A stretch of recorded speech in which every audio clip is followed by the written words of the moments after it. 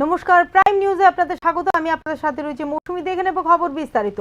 মারপিটে বিশ্বাস করে না ভারতীয় জনতা পার্টি, তবে শান্তি প্রতিষ্ঠায় প্রয়োজনে হবে শক্তির প্রয়োগ।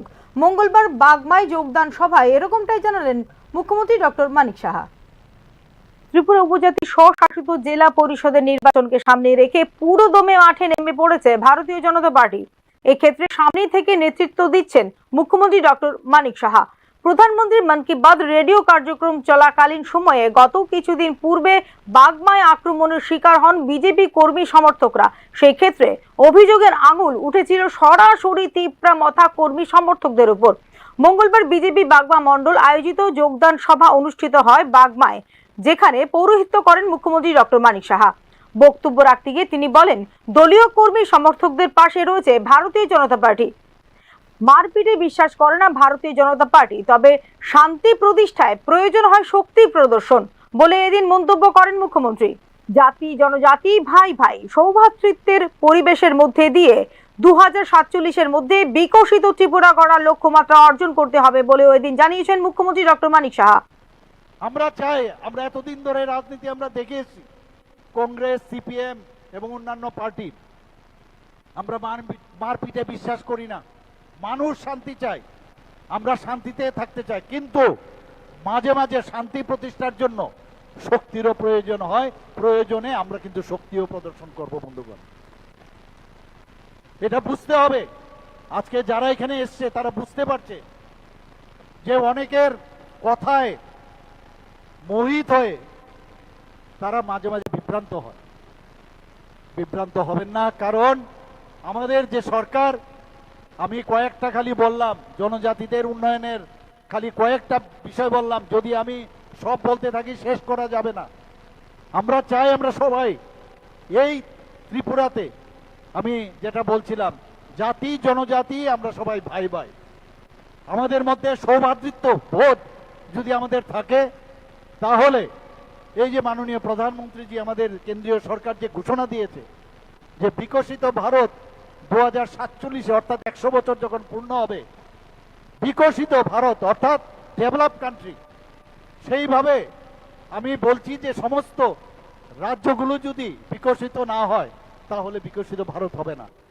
যে কারণে ত্রিপুরাতে কিছুদিন আগে আপনারা দেখেছেন বিকশিত ত্রিপুরা 2047-এ আমাদের রোডম্যাপ কি হবে আন্দাজি। কেন্দ্রীয় সরকার, রাজ্য সরকার এবং এনএলএফটি এটিটিএফ এর চুক্তি হয়েছে শান্তি প্রতিষ্ঠার। ত্রিপুরা এখন সন্ত্রাসবাদ মুক্ত রাজ্য, তবে আবার অশান্তির প্রচেষ্টা চলছে, যা সফল হবে না কোনোভাবেই বলেও এদিন সতর্ক বার্তা দিলেন মুখ্যমন্ত্রী।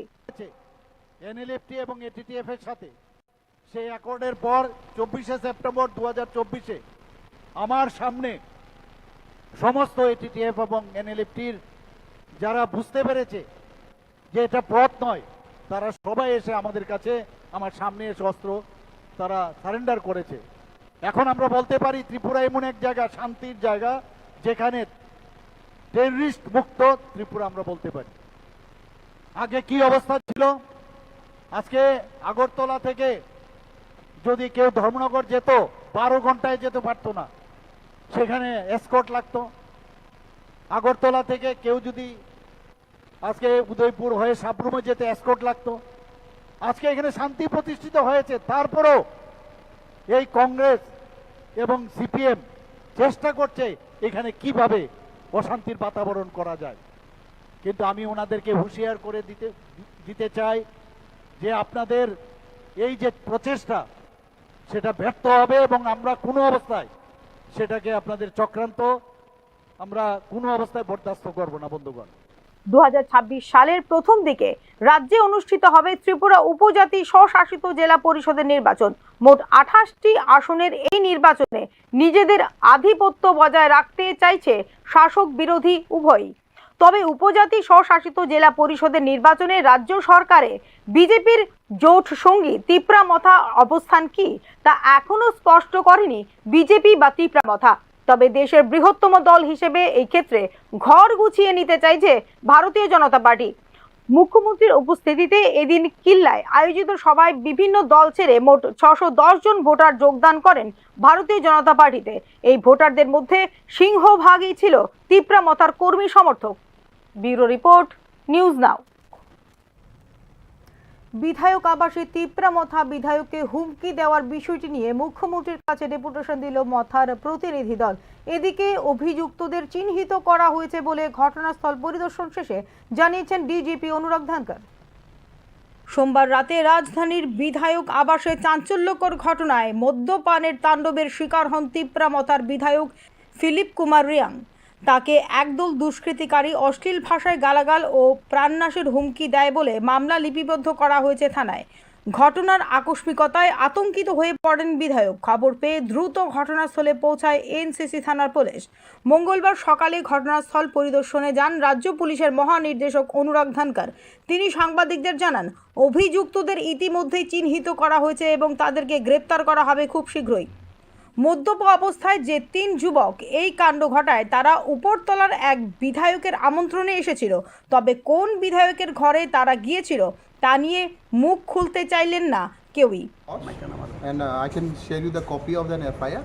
It has been lodged, and the OC and this police staff, they are officials are very cooperative, and they said they will look into it on a serious note. As any specific name be mentioned in it? Yes, in specific it's Pratik Debarma and Ajoy. I don't know his other name. Pratik Debarma and Ajoy, and 2 others name unknown to me. कल एक ये हुआ था कि कुछ हमारे honourable MLA जो हैं मिस्टर फिलिप रियान, उनके साथ में कुछ लोगों की कहा सुनी हुई थी, आर्गूमेंट हुआ। तो हम आज वही देखने आए हैं कि कौन लोग थे और यहाँ पे क्या सिक्योरिटी अरेंजमेंट है उसको, और हम इसके अंदर निकाल रहे हैं सिक्योरिटी और कैसे कि इस टाइप का जो घटना है उसको रोका जा सके। किसी को आइडेंटिफाई किया क्या? आइडेंटिफाइड है। हाँ, कितने लोग थे सर? 3 लोग थे, 2 या 3 लोग थे, और वो यहाँ पे गए थे, किसी के गेस्ट बन के ही गए थे, तो उनको हम देख रहे हैं। सर एमएलए हॉस्टल में इस तरह के हो रहा है, इससे सिक्योरिटी के लिए क्या बोलेंगे? नहीं, सिक्योरिटी तो है यहाँ पे, गेट पे सिक्योरिटी है। अगर आर्गूमेंट कुछ लोगों का हुआ, 2-3 लोगों का आर्गूमेंट हुआ ऑनरेबल एमएलए, और इसीलिए हम आज आए हैं कि कौन लोग थे, कैसे थे, और इसमें इन्वेस्टिगेशन चल रही है। और इसके साथ साथ में हमने बात भी की है कि हम कैसे इसको जो है और दुरुस्त तरह से अरेंजमेंट। तो जो 3 लोग आए थे वो 3 लोग यहाँ पे किसी के गेस्ट थे क्या, कैसा है? किसी वो अभी हम इन्वेस्टिगेट कर रहे हैं, क्योंकि यहाँ पे जो अलाउ किया जाता है ओनली गेस्ट को ही अंदर अलाउ किया जाता है। ठीक, ओनली गेस्ट। অপরদিকে ঘটনার প্রেক্ষিতে মঙ্গলবার মুখ্যমন্ত্রীর সাথে সচিবালয়ে সাক্ষাৎ করেন তিপ্রামথার প্রতিনিধি দল। বিধায়ক আবাসে নিরাপত্তার ঘাটতি রয়েছে, ফলে তাদের জীবনের ঝুঁকি বাড়ছে। অবিলম্বে নিরাপত্তা জোরদার করতে হবে এবং অভিযুক্তদের দ্রুত গ্রেপ্তার করতে হবে বলে মুখ্যমন্ত্রীকে জানিয়েছেন মথার প্রতিনিধি দল। একজন নির্বাচিত জনপ্রতিনিধির ওপর এ ধরনের হুমকি গণতান্ত্রিক পরিবেশের উপর সরাসরি আঘাত বলেও উল্লেখ করেন তিপ্রামথার প্রতিনিধি দল। নিরাপত্তা বলতে এখানে আমরা যেটা দেখতে পাচ্ছি, এত রাতে, তাও রাত 10টার সময়, এটা একদমই ঠিক না। এইসব ডিসপিউট হওয়া খুবই দুর্ভাগ্যজনক বলে আমি মনে করি।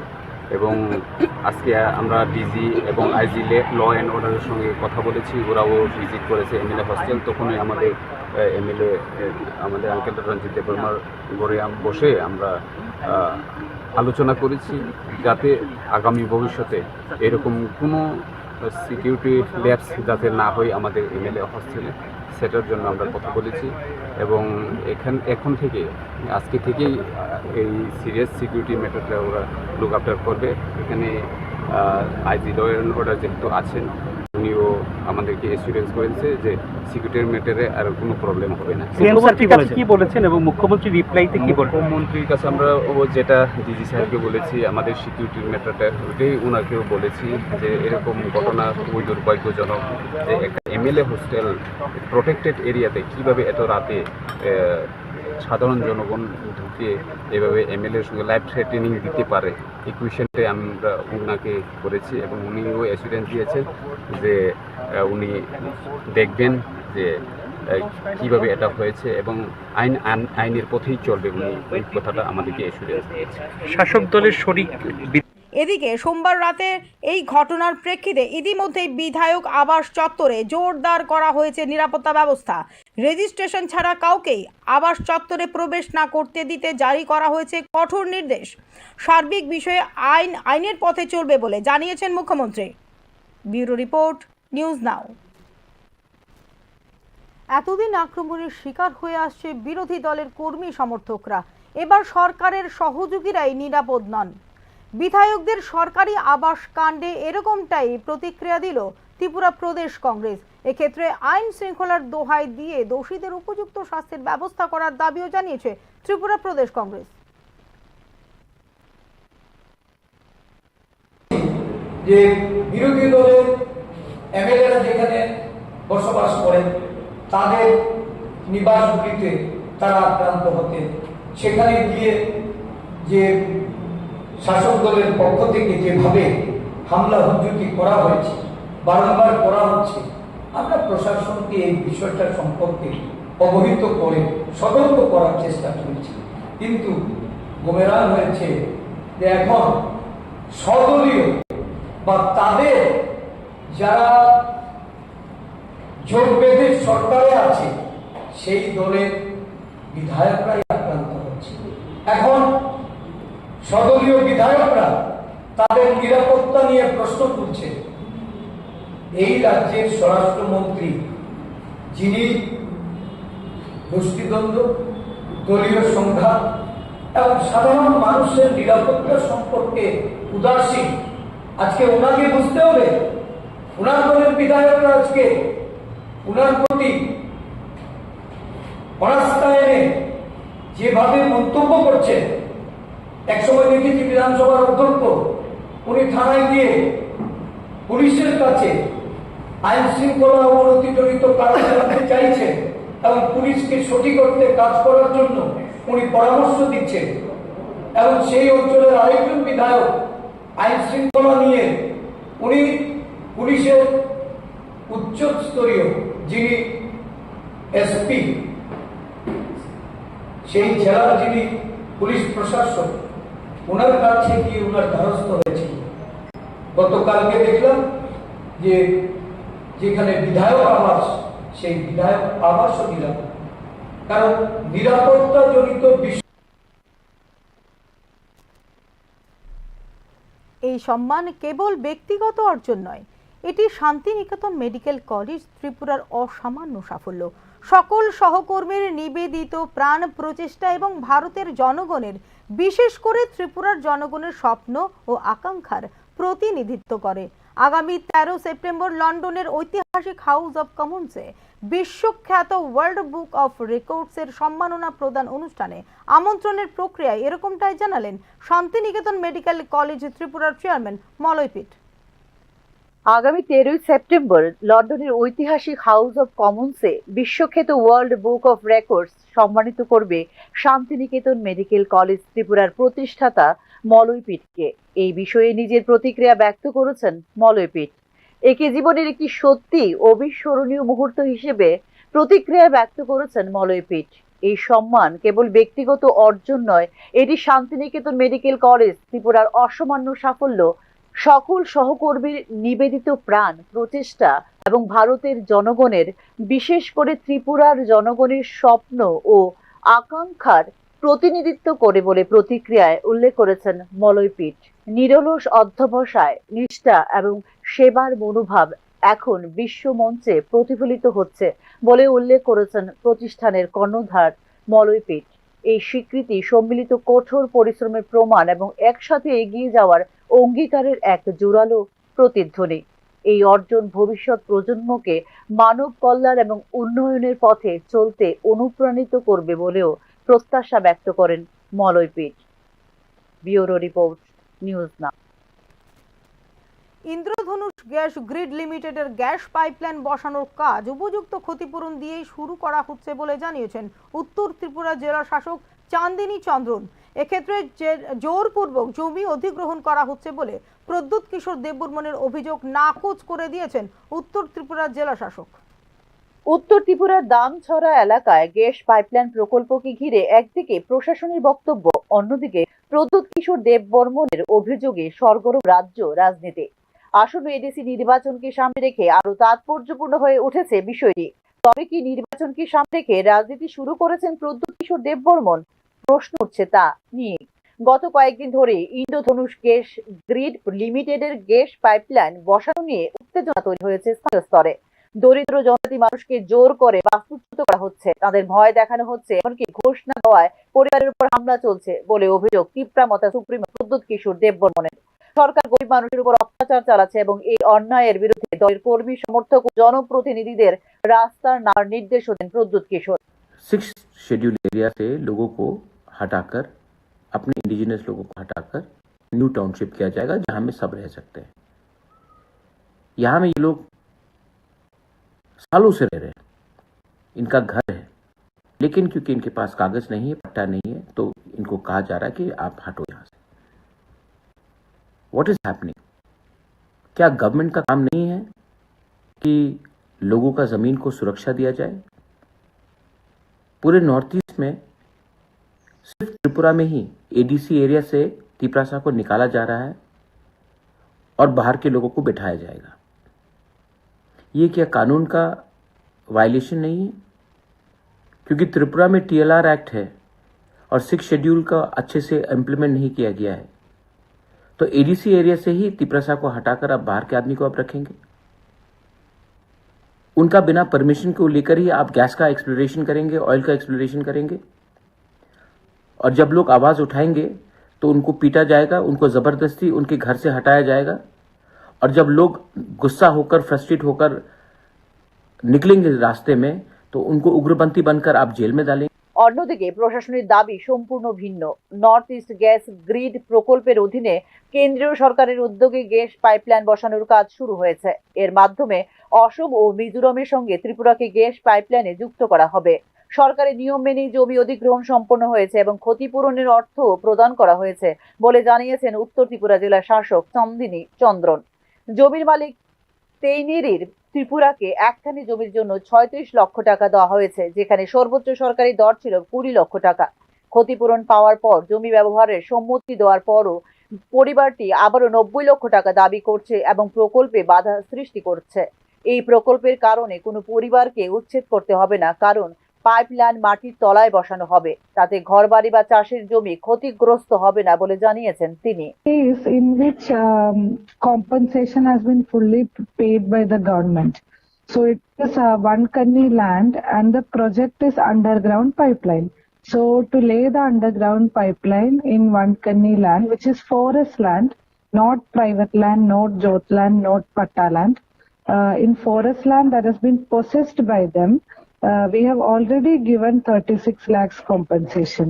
Their demand is 90 lakhs, which is very high and not possible. And the person in the video, she stays in Delhi and she has not attended any of the meetings that we had called to resolve the issue. Her father, they have come, but then we could not reach any solution because they have already accepted the compensation and they have already given the indemnity bond saying that they have not, they don't have any more rights on that property. So once you accept the compensation and give indemnity bond saying that you have no more rights on the land, then asking for compensation again when the work is about to start is not right? That is why we had to do it against their will. From our side to the higher authorities. So it's for the, I don't think whoever has asked me, I have told them the truth. And I have informed the higher authorities also. But we are not, as officials, it's not our forte to do such a campaign. It's up to the government. We have already sent the official report and we are also talking to whoever is asking us. ন্যায্য ক্ষতিপূরণ পাওয়ার পর উন্নয়ন প্রকল্পে আপত্তির কিছু নেই, তবে কয়েকটি পরিবার অধিক টাকার দাবি তুলছে, আর সেই প্রসঙ্গকেই রাজনৈতিক রূপ দেওয়ার চেষ্টা চলছে বলে অভিযোগ স্থানীয়দের। অপরদিকে আসন্ন এডিসি নির্বাচনের আগে এই ধরনের বিষয়কে ইস্যু করে জনজাতি ভোট ব্যাংক চাঙ্গা করার কৌশল নেওয়া হয়েছে বলে অভিমত রাজনৈতিক বিশ্লেষকদের। ব্যুরো রিপোর্ট, নিউজ নাও। মঙ্গলবার দুপুরে আচমকাই ভেঙে পড়ল লক্ষ্মী ছাড়ার উপর নির্মিত সেতু। লোহার সেতুটি কনক্রিট বোঝাই ট্রিপার এবং ই রিক্সা সহ ভেঙে পড়ে। এতে আহত হন গাড়ির চালক সহ 2 জন মহিলা যাত্রী। অত্যন্ত নিম্নমানের সামগ্রী দিয়ে তৈরি করা হয়েছিল এই লোহার সেতুটি বলে অভিযোগ এলাকাবাসীদের। গোবিন্দপুর থেকে কিনাইচর যাবার পথের এই সেতুটি ভেঙে পড়ায় কয়েক হাজার পরিবার শহর থেকে যোগাযোগ বিচ্ছিন্ন হয়ে পড়ে। খবর পেয়ে ঘটনাস্থলে ছুটে আসেন বিধায়ক বীরজিৎ সিনহা এবং অন্যান্য উচ্চপদস্থ আধিকারিকরা। ঘটনাস্থল পরিদর্শনের পর পূর্ত দপ্তরের দায়িত্বপ্রাপ্ত আধিকারিকদের সাথে সাক্ষাৎ করেন এবং দাবি জানান অবিলম্বে সেতুটির চলাচলের উপযুক্ত করে তোলার জন্য।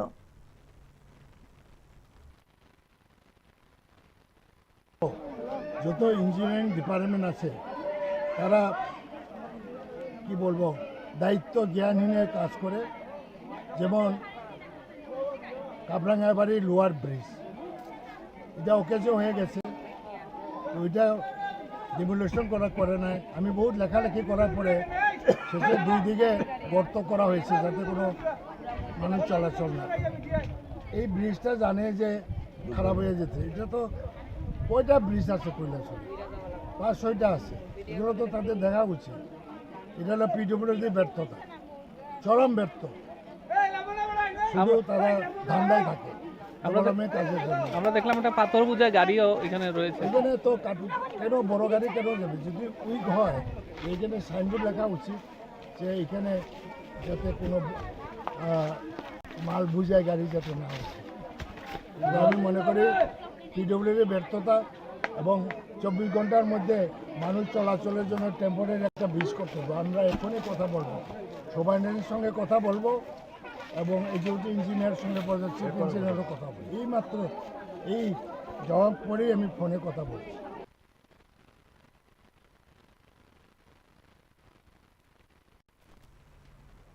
এখনকার মতো বাংলা সংবাদ এই পর্যন্তই। নমস্কার, শুভরাত্রি।